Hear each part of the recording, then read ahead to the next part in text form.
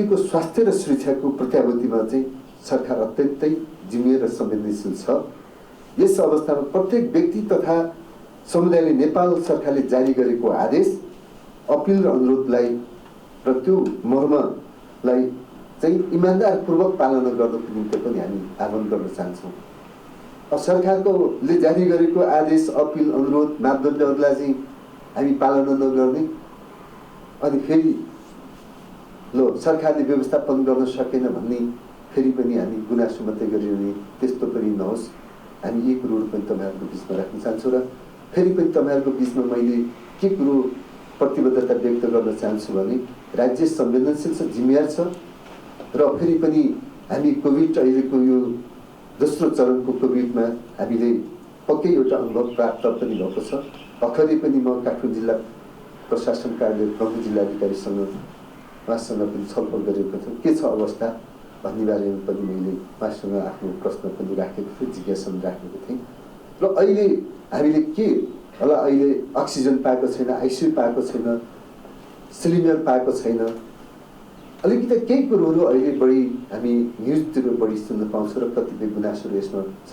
पक्कै पनि हामी यसको निम्ति नेपाल सरकार चाइनाबाट होस् छिटोभन्दा छिटो अक्सिजन सिलिन्डर ल्याउनको निम्ति, लिक्विड अक्सिजन तुरुन्तै इन्डियाबाट यहाँ नेपालमा ल्याउनको निम्ति, अन्य सबै व्यवस्थापनको निम्ति सरकारले आफ्नो पहल कदमी लिइसकेको छ। र मैले सुनिरहेको छु के औषधिको अभावहरूको कुरो गर्दा औषधि व्यवस्था विभागले एकजना व्यक्तिलाई मात्रै लाइसेन्स दिइरहेको, त्यसको कारणले पनि औषधिको अभाव भइरहेको भन्ने पनि मैले के सुनिरहेको छु। त्यसको निम्ति पनि हामी ध्यान आकर्षण, औषधि व्यवस्था विभाग, स्वास्थ्य मन्त्रालयको पनि ध्यान आकर्षण गराउने कामहरू हामी गर्नेछौँ। र कतिपय आइसियु र हस्पिटलहरू अहिलेको जुन किसिमको चाहिँ अक्सिजन दबाब छ, वीर हस्पिटललाई अब तुरुन्तै त्यो 500 बेडको हस्पिटल सञ्चालन गर्ने क्रम सुरुवात भइरहेको छ। आर्मी हस्पिटल पहिलाका हस्पिटललाई पनि सञ्चालन गर्नेछ र काठमाडौँ महानगरपालिकाले पनि अहिलेको कोभिड हस्पिटल सञ्चालन गर्ने अस्ति महानगरपालिकाको मेयर साहबलाई पनि हामीले यी मन्त्रालयमा उहाँलाई निम्ता गरेको थियौँ। उहाँले तरकारी अभाव भयो भने, हाम्रो धादिङमा तरकारी छ तर अब अभाव छ भने काठमाडौँ जिल्ला प्रशासनसँग तुरन्त समन्वय गर्नुहोस्।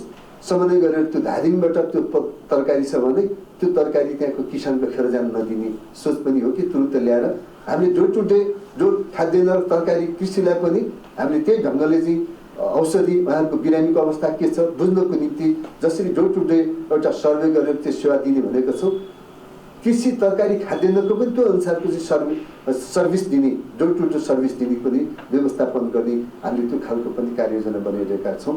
यसरी नै हामीले यो कोभिडलाई व्यवस्थापन गर्नको निम्ति, कोभिड मुक्त बनाउनको निम्ति हामीले काम गरिरहेका छौँ। र फेरि अन्तिममा हामीले पनि के गरेछौँ भने सञ्चार क्षेत्रलाई पनि हामीले सबै अहिले रेडियो नेपाल होस्, नेपाल टेलिभिजन होस्, रासोस, गोर्खापत्र र निजी क्षेत्रका आम सञ्चार क्षेत्रलाई, सञ्चार गृहलाई पनि हामीले चाहिँ सञ्चार उत्पादन गर्नको निम्ति डेडिकेटेड टिम एउटा सञ्चार मन्त्रालयमा एउटा चाहिँ हामीले सञ्चार एउटा चाहिँ उत्पादन गर्ने एउटा टिम बनाउने छौँ। र त्यो सञ्चार उत्पादन गरेर त्यो अनुसारको चाहिँ जिङ्गल बनाउने, त्यो अनुसारको चाहिँ हामीले चाहिँ सञ्चारको चाहिँ स्लोगनहरू बनाउने र मान्छेलाई निराश नबनाउने, सञ्चारबाट चाहिँ मान्छे त्रसित नबनाउने र अनि मान्छेलाई विगतमा जस्तो सुसाइड गर्नुपर्ने, मनोवैज्ञानिक त्यस्तो असर पर्ने किसिमको सञ्चारहरू चाहिँ सम्प्रेषण नगर्ने एउटा गाइडलाइन तयार गरेर सबै सञ्चार गृहहरूलाई परिपत्र गरेर हामीले त्यो खालसाको चाहिँ विज्ञप्ति जारी गर्ने काम पनि हामी गर्छौँ।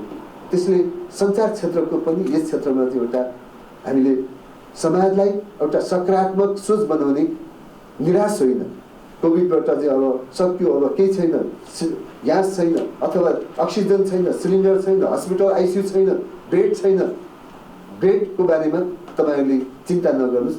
यस्तो किसिमको एउटा चाहिँ स्वास्थ्य मन्त्रालयले पनि त्यो अनुसारको चाहिँ एउटा तुरन्त अभाव के रह्यो भन्ने कुरोको एउटा टेलिफोनहरूको चाहिँ एउटा व्यवस्थापन गरेको छ। त्यसमा सम्पर्क गर्ने हामीले त्यो यी सबै चिजहरूको व्यवस्थापन छ। तर अलिकति कता कता हामी के देख्छौँ भने हामी नेपालको एउटा राजनीतिक संस्कारमा हामीले चाहिँ विरोध गर्ने, आलोचना गरेपछि मात्रै आफूलाई चित्त बुझ्ने एउटा हाम्रो संस्कारहरू पनि छन् र कतिपय त्यो कुरोले पनि कतिपय हामीले विरोध गर्दाखेरि चाहिँ मजा आउने र सञ्चार पनि बिक्री हुने भन्ने सोचबाट पनि संसारलाई बिक्री गर्ने एउटा सोच होइन। अहिले संसार बिक्री गर्ने होइन, अहिले हामीले समाजलाई कसरी चाहिँ रूपान्तर गर्ने, समाजलाई कसरी चाहिँ अहिलेको कोभिड मुक्त बनाउने भन्ने कुरोको सोचमा हामी सब नेपालीहरू एक हुनुपर्छ।